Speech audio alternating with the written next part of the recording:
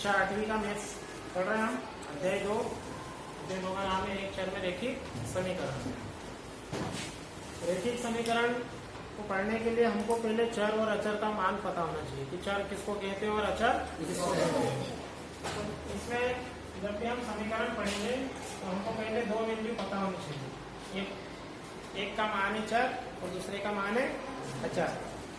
चर का मतलब होता है बेटा जो संख्या हमको पता नहीं है ना, जो संख्या हमको मालूम नहीं है उसको बोलते हैं अननोन नंबर।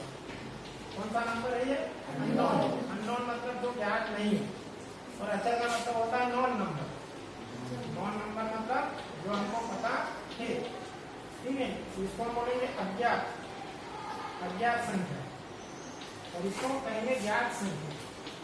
ठीक है बेटा, ध्यान से देखो। अज्ञात संख्या है तो हमको मालूम नहीं तो हम उसको कुछ न कुछ तो सिंबल बनाएंगे, उसका कुछ चिन्ह से उसको दर्शाएंगे ना। तो हम इसको कैसे दर्शाएंगे? अंग्रेजी के अक्षरों से। अंग्रेजी के अक्षर जैसे एक्स, वाई, जेड है ना, कुछ भी S, T, U, D, R, S है ना, ए, बी, सी, ऐसे अंग्रेजी के 26 अक्षरों में से हम किसी से भी दर्शा सकते हैं। ठीक है, इस नंबर को, इसको चर को। और अचर को किससे दर्शाएंगे? ये तो ज्ञात संख्या है, तुमको यहाँ पे संख्या दी हुई होगी, कुछ भी संख्या आ सकती है, 1, 2, 3, 4, 5 से लेकर इनफाइनाइट तक कोई भी संख्या आ सकती है।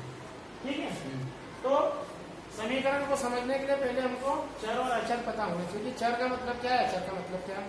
चर का मतलब जो संख्या हमको मालूम नहीं है, जिसको हमको ज्ञात करना है, यह ज्ञात संख्या है।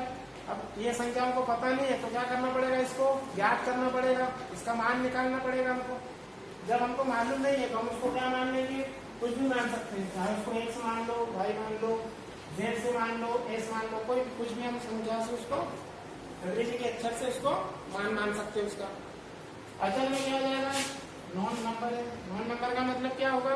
जो संख्या हमको पहले से पता है या जो हमको संख्या समीकरण में दी हुई है उसको कहेंगे अचर। क्या इसको इंग्लिश में बोलते हैं? कांस्टेंट। क्या बोलेंगे इसको? कांस्टेंट। कांस्टेंट का मतलब स्थिर होता है, स्थिर, जिसका मान कभी भी बदलता नहीं है, उसको बोलते हैं कांस्टेंट। और इसको बोलते हैं, चर को क्या बोलते हैं? वेरिएबल। क्या बोलते हैं इसको? वेरिएबल। वेरिएबल का मतलब होता है जिसका मान बदलता जाता है। देखो यहाँ पे कभी एक्स के रूप में हम लिखेंगे, कभी इसको वाई के रूप में लिखेंगे, कभी जेड के रूप में लिखेंगे, है ना। इसका मान क्या है? चेंज हो रहा है, बदल रहा है एक्स का मान। तो एक्स क्या है? अज्ञात संख्या है, जो हमको पता नहीं है, उसका मान हमको निकालना है। ठीक है। और अचर क्या है? ज्ञात संख्या है, जो पहले से हमको दी हुई है, जिसका मान हमको पता है। अब हम क्या करेंगे? चर और अचर से मिलकर क्या बनाएंगे? व्यंजक बनाएंगे। क्या बनाएंगे? कैसे व्यंजक बनेगा अभी हम उसको इसके बाद सीखेंगे। ठीक है, इतना भी लिख लो।